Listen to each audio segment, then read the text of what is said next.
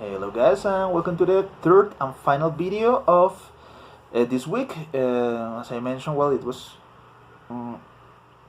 quite long because I wanted to give you most of the elements that were necessary for starting your work. Okay, we're still missing some things that we're going to cover next week, but I think that with this we have the most essential part. Okay, so if you go to the slide number 52, you are going to see that during these three stages more or less, that we studied in the previous video, there are different developments that took place. Yes, there are, let's say, classifications or let's say branches in which we can classify those stages, and those are these ones that we have over here. So through all these different months, 0 to 36, that we studied, there's going to be a phonological development, right? So there's going to be a progressive control of the speech apparatus and the development of essential sensitivity to the phonetic distinctions in the target language, okay? That happens more or less in the first year. So what does it mean? That throughout all these different months, from 0 to 12, more or less, the infant is going to be learning control of his learning apparatus, speech apparatus. You saw that he burped, that he sucked, that he swallowed, and all these different things, that he did some babbling. So this was to progressively being able to control his speech apparatus, to practice a little bit articulation, modulation, and to start developing certain phonetic distinctions, like to discriminate certain types of sounds that he himself produces, that other people produces, and sort of interpret that in the target language, be it the native language or second one. It really depends on the influences, and that is why we're going to see that in the format of the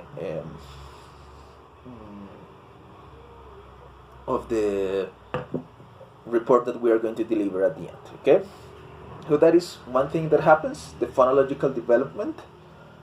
Other thing that also takes place is the morphological development, yes, in which we are going to acquire modes and rules using the target language, right? So here the kid is going to somehow be able to develop certain rules, certain conditions, restrictions, framework in which he is able to communicate from a very simplistic point of view until the development of something much more complicated that can eventually turn into a comprehension of the grammar rules or different things, right?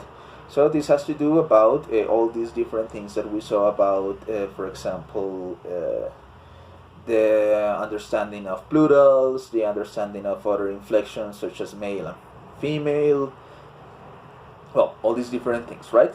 Or let's say traditionally perceived male and female. Yeah, probably that clarification was necessary there. Good, so that's the morphological development that takes place. If we go to the next slide, that is the 53, we're going to find the syntactic development. That of course has to do with syntax, with the organization, with the structure of the language. So with the possibility of creating sentences in a particular order for a particular purpose, if they are interrogative, if they are negative, etc., right? So this all happens throughout all these different time. And of course there is a semantic development that it has to do with the meanings, right? And of course with the associations of such meanings between sounds and words and objects, actions, etc. Everything that we covered. And we're going to see that during this short span of time, the kid has the potential to develop a lot of words. Yes, so we calculate that throughout this span of time that we studied, the kid will be able to acquire about 75,000 words. Yes, that's a lot of words, and most importantly, a lot of associations. Yes, and these associations that, if we want to believe in Oswald's model, are going to multiply, because they are going to mingle, they are going to exchange and somehow be connected to one another, right? So it's a lot of words.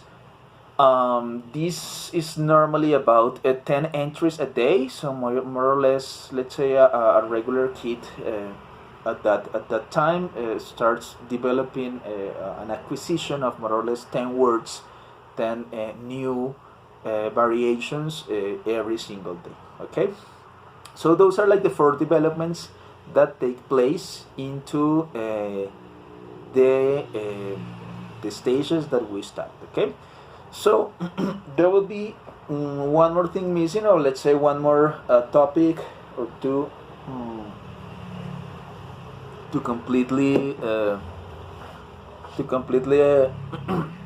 finish the final work. But with these 3 videos that I was able to share with you today, I'm sure that you can start right away, and that is what I recommend, that you please start working as soon as possible. Start doing the observations, start classifying if it's a vegetative sound, if it's burping, if it's any of these things, right? Now, what about the ones who have older kids, such as 4 years or something like that? It's very likely that they do not do many of these linguistic manifestations, right? So you can either observe like some advanced ones and recognize them and see if he produces anything of this, or maybe you can also talk to their parents and try to verify certain things about how they were when they were younger or something like that. Okay, so that's it until here the lesson. So what we're going to do is to provide the assignment and this is going to be like this. So as usual, you're going to be working in groups of 4 people, 3, 2, or 1, and the assignment is really simple. You are going to ask your parents what were some of these different things that we explained today. Okay, it can be the parents of only one person, it can be the parents of, let's say, all the group, and probably one did vegetative sounds, one did comfort sounds, the other vocal play. Yes, it's up to you. Probably there are some of these that you actually didn't do, or your parents don't remember that. It's okay, yes, but the idea is that you try to look with the explanation some of these things, right? So for example, what sort of vocal plays did you do? Did you have any cooing or gooing sounds? Like, were you able to burp or to suck or swallow in any particular way? These reactions had any meaning? Did you do that when you were hungry, or you did it just because? Apparently, according to what they say. For example, in one word utterances, did you have a specific name for the dog, or for the when you wanted to be fed, or for your daddy, or for any of these things? Were you babbling a lot, yes or no? Like, were you able to have telegraphic speech?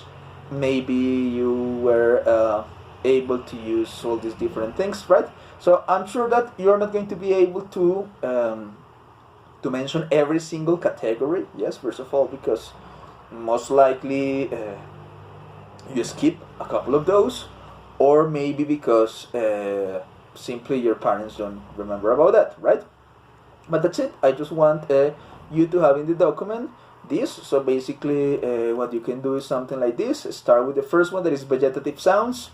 If you have any of those, burping or swallowing or sucking or spitting, you describe it a little bit according to the version that your parents provided. And if you don't have any of those, so you simply put vegetative sounds, NA, or doesn't apply, or not present, or whatever, right? And you describe only the ones that are somehow present according to the version of your parents. Now, the other thing that you can do is that if you remember, probably when your brother was a kid, or you remember any nephew, even if he doesn't live right now with you. If you have these memories of these different things, you can do it. Okay. Try to do this as real as possible. I know that I don't have a way like to verify that the stories that you told me are true. So probably you can tell me, oh yeah, sure, my dad told me that I said caca when I wanted to go to the bathroom, and I really don't know if that's true or not. Okay, so I'm trusting your versions.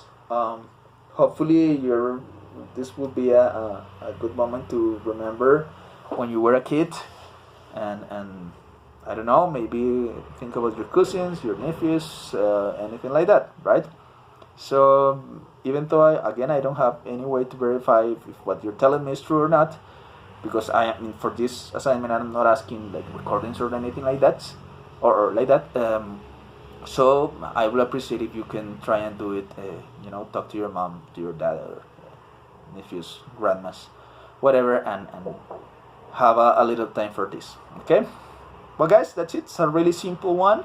Let's say my main concern is that you are able to practice a little bit these conceptual things that I have just mentioned, and that you start working right away in your final project. Because don't leave it for the final week. It's not a good idea at all. I want to be very emphatic.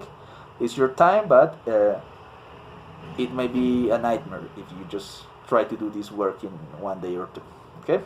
Well, thank you very much, guys. Have a great week and see you around. Bye bye.